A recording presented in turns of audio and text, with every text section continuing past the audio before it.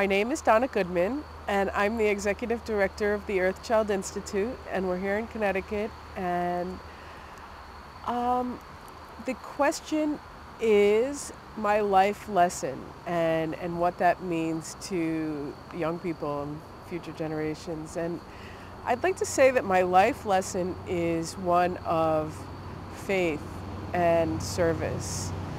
And when I say that, I don't say it really as, just words, but some lessons that I've learned the hard way along the way.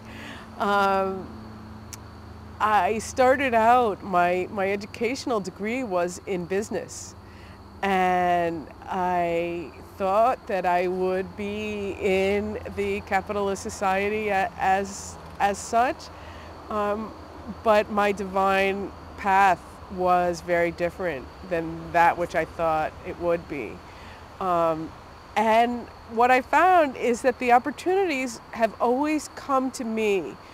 They're not almost ever the ones that I go seeking for, but when I am following my heart, they find me. So when I founded the Earthchild Institute, it was with the quote from The Little Prince that says, "It is only with the heart that one can see clearly. What is essential is invisible to the eye." And that's really my message, is that just because something may seem difficult, the situation with our planet right now seems very desperate and dire, but at the same time, there's huge potential to change and do things completely different. I worked for many years for the United Nations, and Earthchild Institute is an associate NGO with the United Nations and the Framework Convention on Climate Change. And what we say in the context of young people is that climate change is really giving us a chance to learn to do things differently, to integrate education for sustainable development, Earth Charter values, directly into school systems all over the world, and to connect people with a heart connection between Mother Earth and themselves. We wrote an article several years back about the consciousness of so many people, the way that we treat Mother Earth and the way that we treat our own human mothers and feelings about our own selves. And that really is so true, because if you are in love, if you love and respect your mother and your natural world, you won't ever throw trash. You won't ever dig huge holes and suck her bowels and waters out and pollute the waters of Mother Earth. You just wouldn't be able to do that if you feel that essential value of respect. So really what we're trying to do, and what I'm trying to do in my life's purpose, is to make those connections between people, especially children and people that work with children, young people who work with children, teachers, parents, between each other, including facilitating these intergenerational dialogues, but not just between elders and youth, but between youth and children and elders and so forth, and all humans with Mother Earth herself. Because if we can feel those values, then we can start doing things differently. And that's what's being called for right now. I think that we're in a time where people need to learn to live in harmony with the earth, not just because it's a nice thing to do or because it's a values-based thing to do, which they are, but because we're in a time of change. The climate is already changing all over the world, and we need to know how to survive, and we need to know how to live in nature, because as things change, we need to know where our water comes from. We need to know what to do with our waste sustainably. So yes, we need to learn these things to sustain the lifestyles that we have, but we also need to learn them to be able to live in another way if that's necessary. When I was at the climate change conference in Bali in 2007, a young Indonesian boy came up to me. I was working for UNICEF at the time.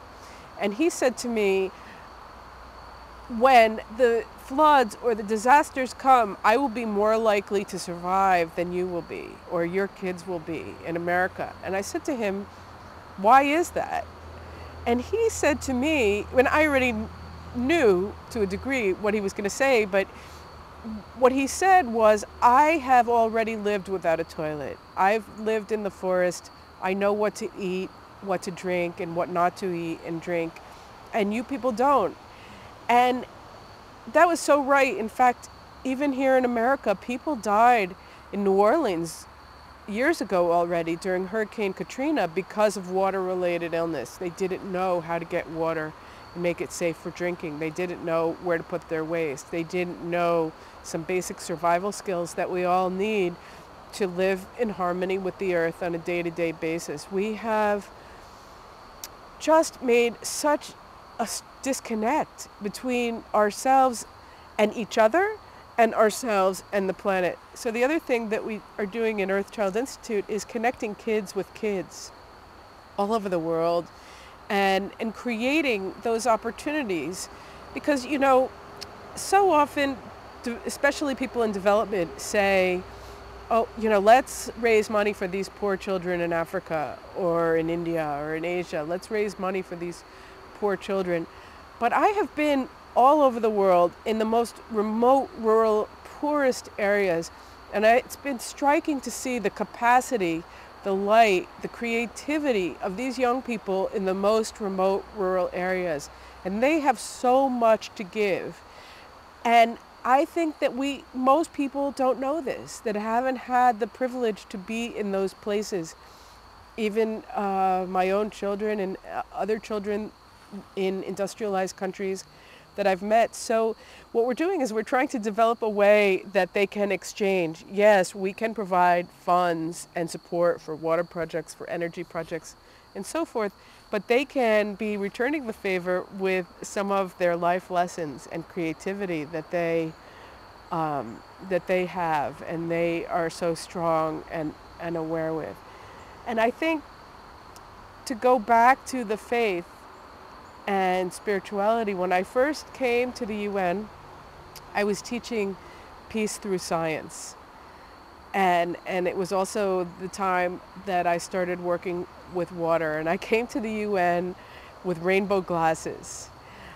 And I would ask people, what color is the light in this room? And the room would be white. They would say white or golden light or the color of the sun.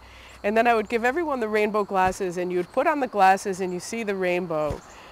And then the question is, were those colors always there? Or did the glasses make it happen? And the answer is that the colors were always there. It's only the way that we look at things that changes. And one of the most amazing lessons of the rainbow is that the rainbow is made of billions of colors. And if one of the colors says, if Mrs. Green says, I don't want to work with you people anymore, I'm going to leave and I'm going to go have my own country or my own planet, the white light would not be possible. Everyone is important. Everyone is essential to make peace, to make cooperation. And just because we don't see it, it doesn't mean that it's not there. And that was actually how I got into working with water, because the water is the prism that actually reflects that light on our planet from the sun. And our bodies are 70% water, and Mother Earth is 70% water. So preserving and protecting the Earth's water is a huge piece of work for me and for all of us, not just for me, for all of us. And I hope that Earthchild Institute can make a little bit of an impact on that by helping all of you to realize your dreams, that your unique color is here to manifest at this time, at this critically important, changing time here on Mother Earth.